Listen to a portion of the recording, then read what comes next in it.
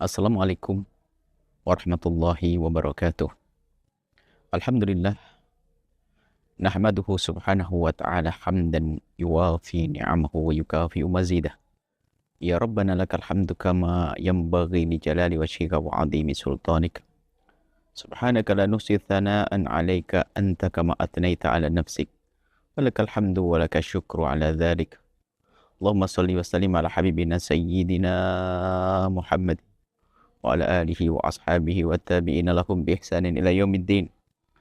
Allahumma ya Rabbana inna nas'aluka ilman nafi'a wa na'udzu bika ya Rabbana min ilmin la yanfa' wa amalin la yarfa' wa qalbin la yakhsha' wa 'ainin la tatma' wa nafsin la tashba' innaka anta ala kulli syai'in qadir. Urzuqna ya Rabbana at-taubata qabla al-maut wa syahadata 'inda al-maut wal jannata ba'da al-maut. Amma ba'd. Yang sangat kami cintai para santri, perindu ilmu yang manfaat dimanapun kalian berada, di pesantren manapun kalian tinggal, kepada guru siapapun kalian belajar. Semoga Allah senantiasa menambahkan kepada kalian kecintaan pada guru-guru kalian. Allah berikan ketenteraman di hati kalian di saat kalian tinggal di taman surga Allah. Bangga menjadi wasiatnya Rasulullah. Semoga istiqomah hingga sukses. Sukses di dunia hingga sukses di akhirat nanti. Kita masih dengan Imam Ghazali dengan kitab Bidayatul Hidayahnya, dan kita sudah sampai kepada adab kepada sesama.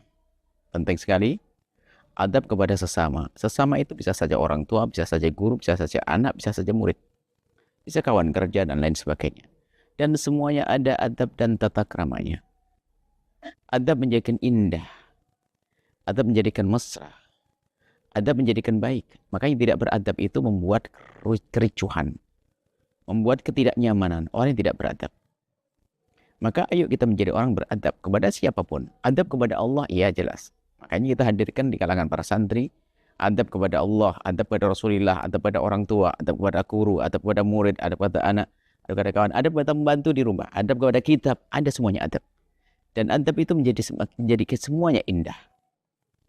Tidak akan dicabut adab dari seseorang kecuali menjadikan orang itu menjadi tidak menarik. Dan tidak adab tata krama ada pada seseorang kecuali menghiasinya. Adab adalah indah. Wa in kunta aliman. Nah, ini adabnya seorang alim. Harus punya adab. Jangan orang alim malah seenaknya sendiri. Enggak. Orang alim karena dia punya ilmu, adabnya tertinggi. Harus baik dong. Wa in kunta aliman, kalau engkau menjadi orang alim, fa'adabul alimi, maka adabnya seorang alim itu adalah al-ihtimal. Tabah sabar menghadapi murid, menghadapi orang awam, menghadapi orang bodoh. Ada betah, sabar. Jangan ngajar di sebuah tempat, gara-gara jamaahnya belum ada yang tobat, lalu lari, pergi. Tidak, harus ada ketabahan, kesabaran. Memandang mereka dengan penuh kasih, sayang, dan cinta. Merindu pahala dari Allah.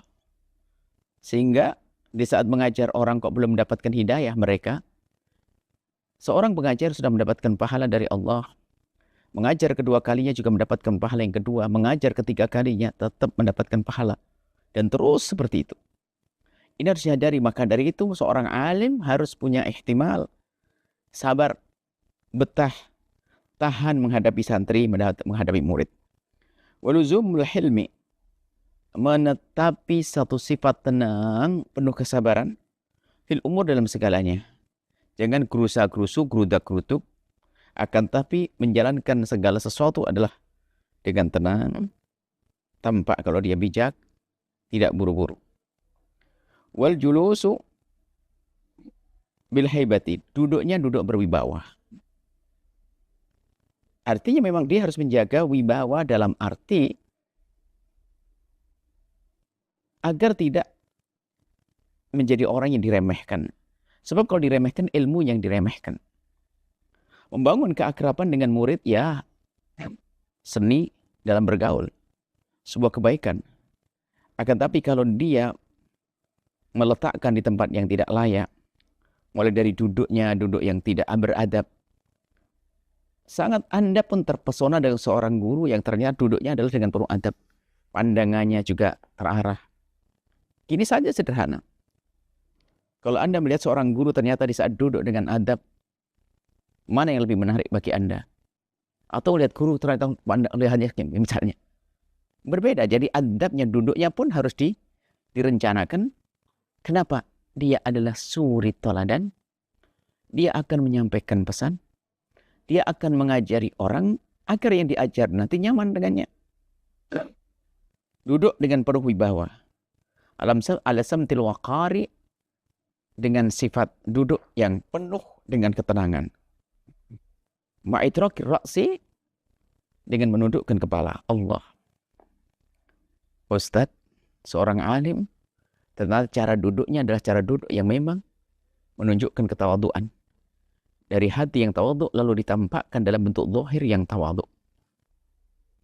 Itrak ra's. Itrak ra's. Betar kita kebur, meninggalkan gaya sombong. Ala jami'il ibadi, kepada semuanya. Ada. Jangan sampai gayanya sombong, Masya Allah. Sombong itu iblis aba wastakbar. Ila ala zalamati, kecuali dengan orang-orang zalim. Seorang alim perlu kadang menjelaskan kepada orang alim, mungkin berbuat tegas kepada seorang yang zalim. Orang zalim kan harus dihentikan kezalimannya. Yajran lahu ba'anid dzulmi, peringatan bagi mereka agar tidak zalim lagi. Ini babnya beda, orang zalim. Akan tapi kalau ada orang yang belajar kepadanya, jamaah yang datang kepadanya, maka hendaknya dia harus punya adab tata krama. Wa itharut tawadhu'i, mengedepankan gaya tawadhu. Tawadhu yang sesungguhnya. Tentu tawadhu yang sesungguhnya dari hati, tapi secara zahir harus menampakkan bentuk ketawadhuan juga. Nggak cukup hanya tawadhu hati, tidak hatimu yang menjadikan anggota tubuhmu tawadhu. Fil mahafil wal majalis, di mana tampak tawadhu di mahafil majalis, tempat-tempat haflah. Kalau diundang di tempat keramaian, tetap harus menampakkan ketawadhuannya, bukan gaya kesombongannya. Karena apa? Dia adalah suri toladan. Dari pandangan pertama para jamaah kepada guru yang tawadhu, telah membuka hati mereka untuk mendengar omongannya. Akan tapi gaya sombong yang dilihat oleh para jamaah, saat itulah tertutup hatinya untuk mendengar. Maka pastikan dengan ketawadhuan. Di mahafil, tempat-tempat hafil, majalis, majlis-majlis. Kalau misalnya duduk di atas, yang lain di bawah, ini babnya beda, karena seorang guru kalau ngajar hendaknya tampak beda. Bahkan dianjurkan supaya tidak jadi fitnah, supaya orang yang belajar tidak bingungan, lihat gurunya mana begini. Makanya disyariatkan mimbar. Kalau khutbah ada mimbar.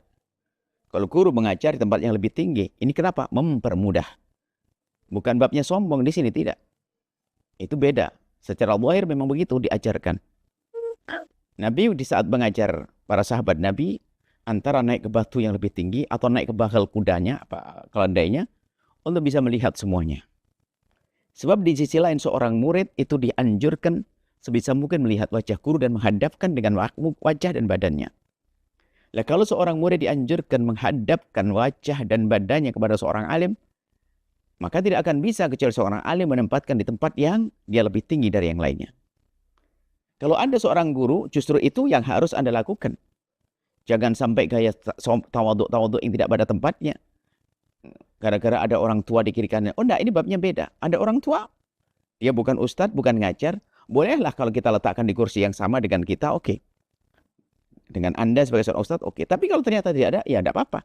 Beliau di bawah, akan tapi Anda sebagai seorang mu'alim, pengajar di tempat yang tinggi, agar suaranya sampai kepada para jamaah. Pandangannya juga mencakup semuanya. Dan para jamaah pun bisa melihat.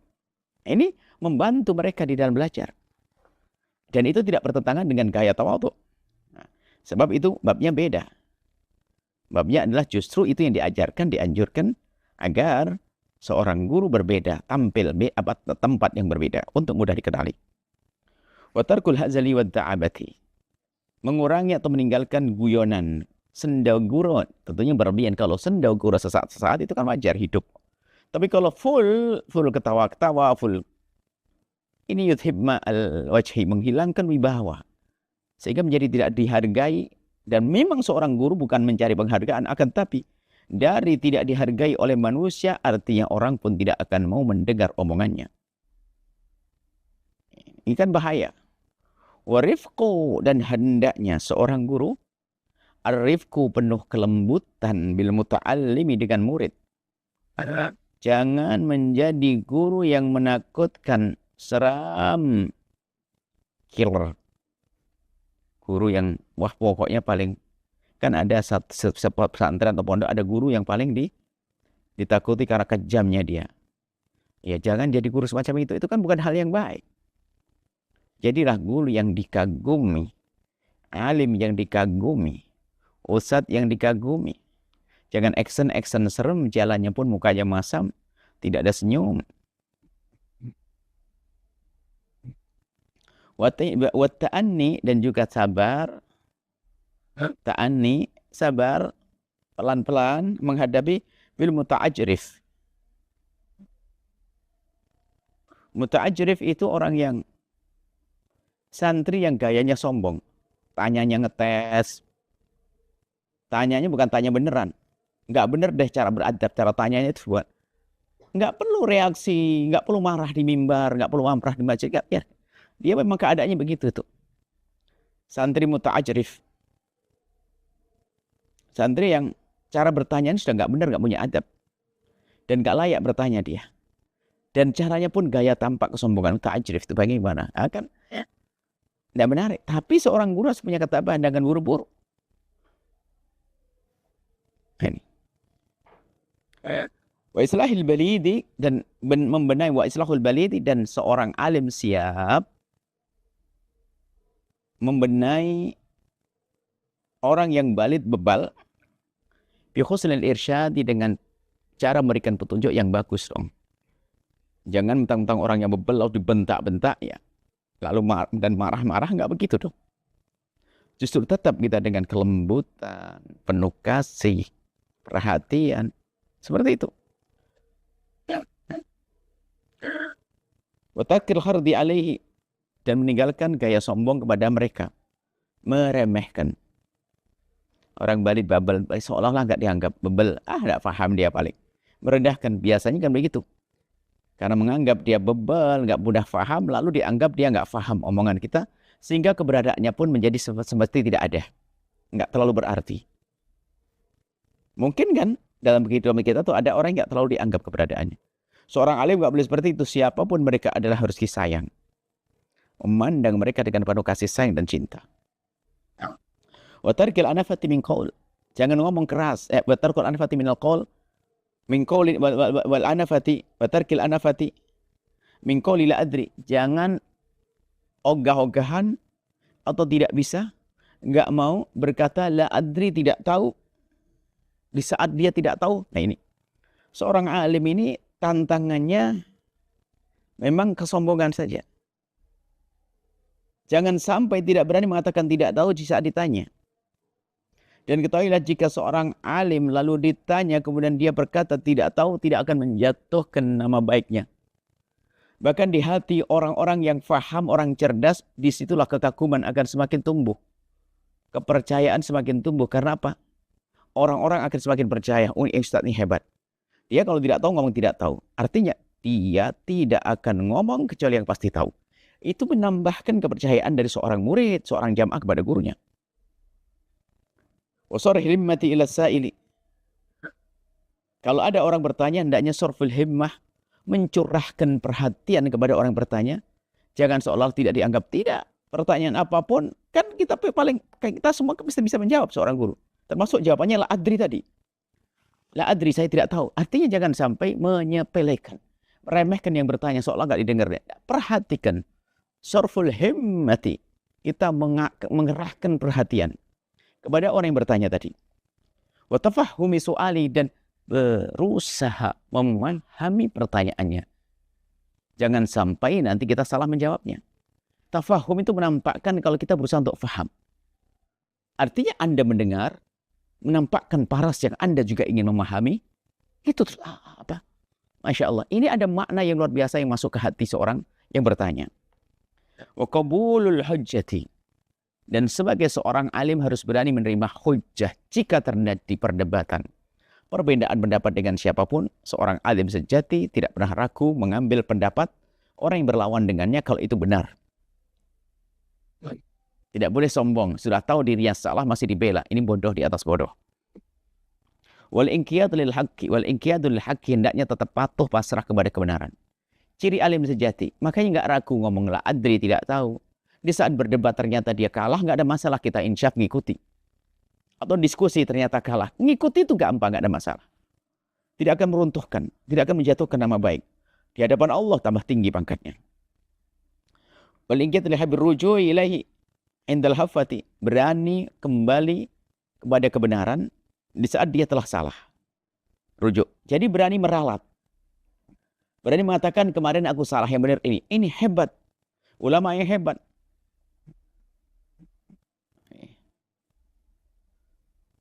Ini harus seperti itu. Ciri orang alim sejati.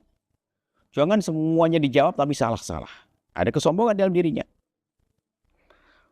Wa man'ul muta'allimi an kulli ilmin yadhurruhu, harus melarang muridnya ngambil ilmu yang membahayakannya. Jika ada ilmu yang tidak bermanfaat bagi muridnya, seorang guru wajib memberitahu dan mengingatkannya kalau ilmunya itu membahayakannya atau ilmu tidak bermanfaat baginya. Wayajruhu,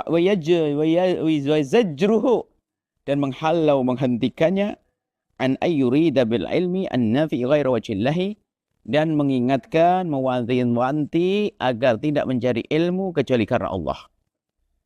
Membenahi niat. Wasaddul muta'allimi, dan menghalangi seorang penuntut ilmu, an ayyastahila, artinya mengingatkan. Artinya bukan menghalangi, maksudnya gini, menghalangi, melarang murid-muridnya an ayyastahila bi fardil kifayati, dari menyibukkan fardu kifayah, ilmu-ilmu yang bukan fardu ain, qablal farahi min fardi ainin, sebelum selesai fardu ainnya. Artinya difahamkan, ada skala prioritas. Artinya begini, ilmu yang harus dipelajari dulu ilmu fardu ain. Kalau ternyata ada murid ternyata mendahulukan fardu kifayah, diingatkan dong, jangan itu, fardu ain dulu. Nah, fardu ainihi, dan fardu ainnya lagi adalah islahu dhahirihi wa batinihi bittaqwa, membenahi hatinya dengan ketakwaan dan jasadnya dengan ketakwaan. Takwanya hati, rasa takut kepada Allah, cinta pada Allah, rindu melakukan kebaikan dan seterusnya. Itu rasa dalam hati. Zahirnya adalah amalan-amalan ibadah zahir, takwa. Wa mu'akhadati nafsihi awalan bittaqwa, menuntut dirinya untuk bisa takwa dulu, dulu. Jangan sampai kita nyuruh orang lain bertakwa, dirinya tidak. Buktikan, ittaqullah usikum wa nafsi, aku nasihat kepada kalian para santri, wa nafsi, dan diriku sendiri, bittaqallahi, dengan takwa kepada Allah. Liyaqtadiyal muta'allimu, agar para santri meniru, awalan pertama bi amalihi, dengan amal zahirnya meniru, cara aktivitas zahirnya. Wa yastafidu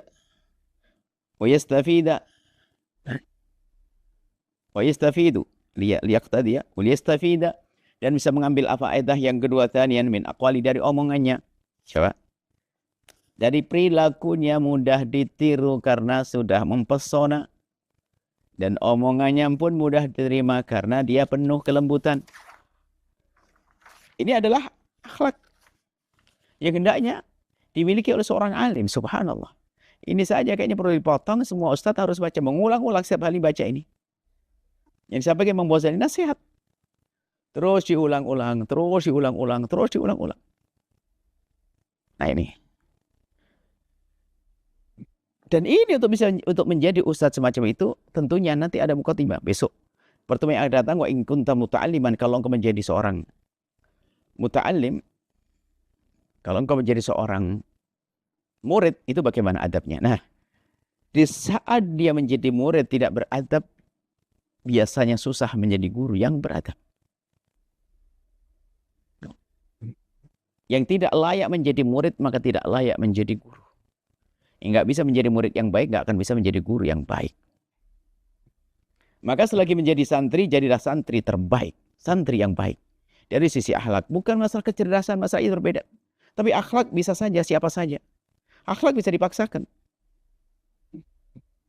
Bisa dilatih akhlak. Dan tidak ada yang tidak bisa. Kecuali pemahaman, ya ada orang nggak paham. Tapi kalau orang berakhlak mulia, semuanya bisa. Kecuali orang sombong tadi. Orang sombong memang susah. Karena memang dia menjadikan dirinya susah menerima kebenaran yang disampaikan. Maka sombonglah dia.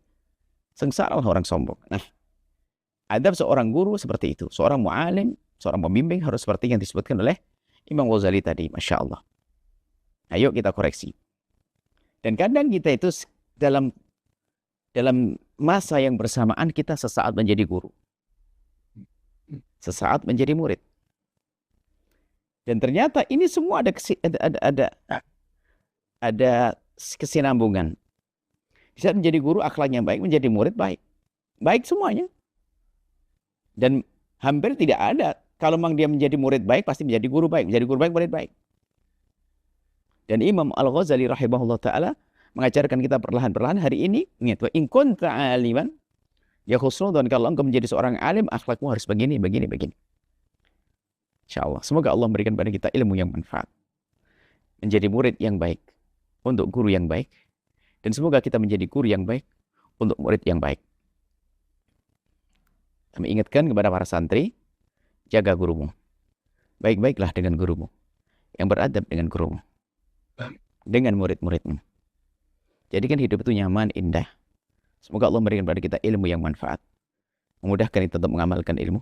Dan semoga Allah menerima amal baik kita. Dan semoga pahalanya terus mengalir amal baik itu kepada orang tua kita, guru-guru kita. Yang telah mendahului kita. Dan kepada kita. Dan kepada siapapun yang bersama kita. Semoga Allah menjadikan kita hamba yang saling mencintai karena Allah. Panjang umur, sehat, afiat, dan husnul khotimah. Masya Allah, jaga gurumu. Jaga pesantren gurumu. Dukung program-program gurumu. Semakin kuatlah ikatan kalian dengan guru kalian. Maka itulah kunci kesuksesan. Nuhibbukum fillah. Assalamualaikum warahmatullahi wabarakatuh.